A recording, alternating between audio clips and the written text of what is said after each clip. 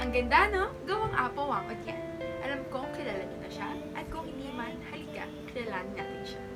The oldest Filipino tribal tattoo artist is none other than Apo Wangod. Mapapinoy man or foreigners, they brave the cold weather and the mountains just to get inked by the legendary Apo Wangod. It would be such an honor and great pleasure to get inked by the one and only Mambabatok sa kanilang tribe in Butbut, Buscalan, Kalinga. Ilang taon na siyang nagtatattoo? 80 years. Yes, you heard me right. 80 long years, and as of this moment, she still do it. However, pinipili niya na lang kung sino yung mga gusto niyang tatuan or hindi nagkatulad ng dati kasi nga matanda na siya, hindi na siya kasing lakas tulad ng dati. So, she's training other women in their tribe para mapasa ang kultura at hindi ito mawala.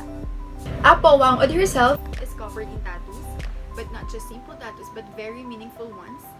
Nire-reflect ng mga tattoos niya ang kanilang kultura sa kanilang tribo. Yung tattoos niya sa kanyang mga kamay took at least a day to be completed. And once she's covered in tattoos all over her body, her father killed the pig as a celebration. It would be much more painful than the modern way of tattooing. Have you ever been interested in getting ink by Apo Wangod? Kailangan mo lakasan ang loob mo kasi magiging masakit ito. Ang ink na ginagamit ni Apo Wangod ay mix of charcoal and water, and gagamit siya ng thorn mula sa citrus tea at ikakabit niya ito sa 12-inch long bamboo stick. Ayun ang ipagtatato niya sa iyo. So imagine getting ink by a 12-inch long bamboo stick and itatap niya iyon sa iyong skin. Yes, I myself is ink. I have a total of 7 tattoos all over my upper body. But I really think Apo Wangod's hand poke tattoo would be so much more painful. But I guess the pain would be so worth it. After all, it's done by the one and only Apo Wangod. Naya aja, kumakautap mitan na. Sulit ang ulce. Nagpipili yung 4 os niyan sa... Nagpipili na lang 4. Kumaluki dyan, usiya ka kesa na luluki dyan. Sana, pailain, ingka na. Nandatu amiran ubing ko, ingka ni kasana.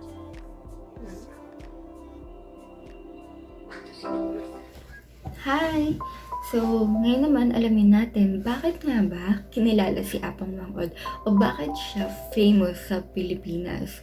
Si Apong Wangod ay ang last Mambabatok or known as Kalinga tattooist from the tribe of Butbut in Buscalan, Kalinga.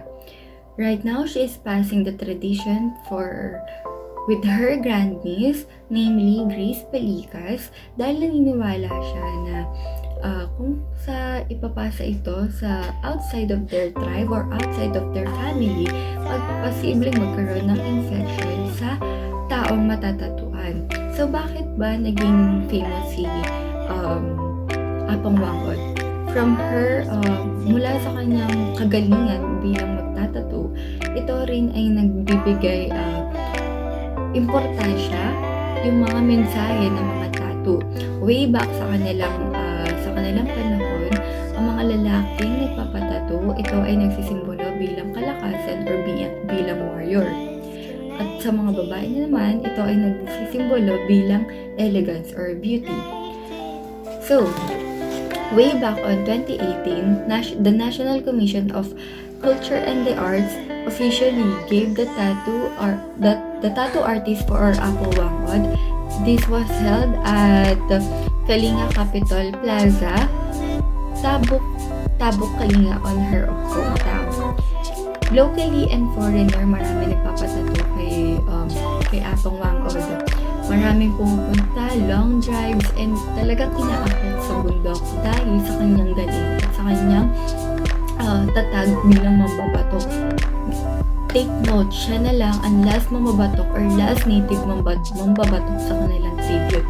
Kaya ngayon, siya ay nag-training ng kanyang grandniece para mapasa ang tradition sa kanyang mapasa ang tradition for the next generation.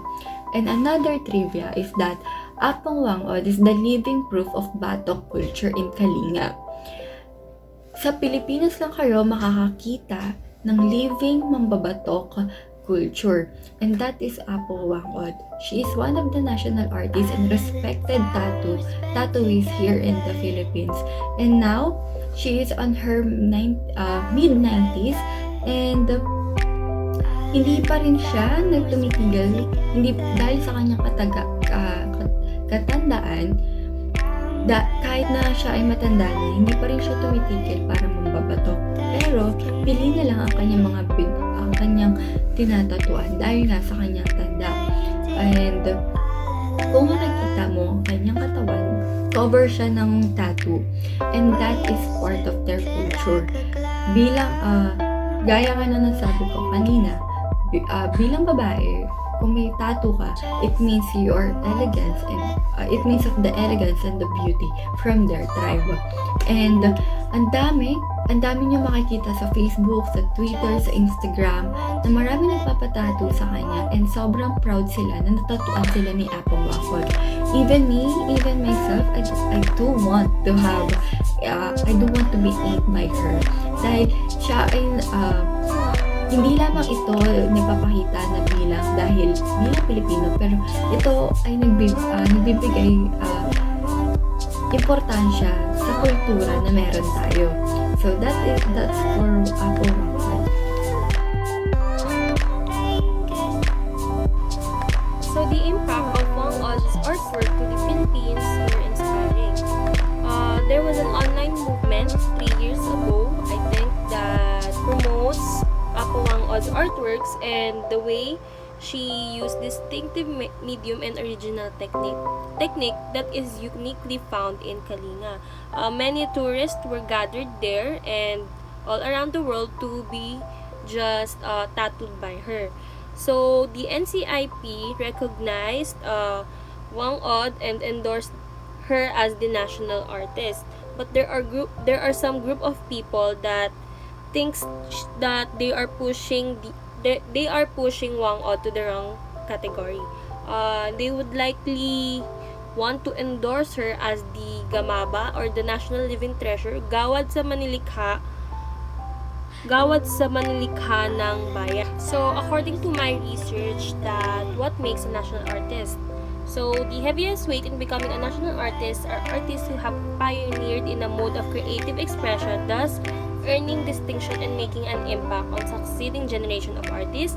And number 2 was artists who have created significant and substantial body of work or consistently displayed excellence in the paradise of their art form, thus enriching an artistic expression or style. So Apo Wangod is neither a pioneer of mambabatok nor her works have created broad-scale impact on the Philippines or to promote the sense of cultural identity. So this group believed that she was more recognized as a national living treasure.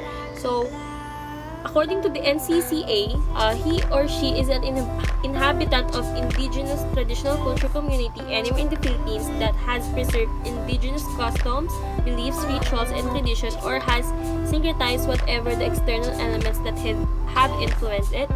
Second, that he or she must have engaged in a folk art tradition that has been in existence and documented for at least 50 years. And he or she must have consistently performed or produced over a significant period of works of superior and distinctive quality. He or she must possess a mastery of tools and materials needed by the art and must have an established reputation in the art as a master or maker of the works of extraordinary technical quality. So we all know that Apo Wangod was the last keeper of the mambabatok style. So, and he or she must have passed on or will pass on to the other members of the community their skills in the folk art for which the community is traditionally known. So, Apo Wangod is training her great-granddaughters, great-grandniece also, that hopefully their bloodline will continue this dying tradition. Hello everyone! For our conclusion, basically we ask each other in the group if we're giving a chance to go to Apo Wangod place and get inked by her, are we willing to do it? All of the group agreed on that questions.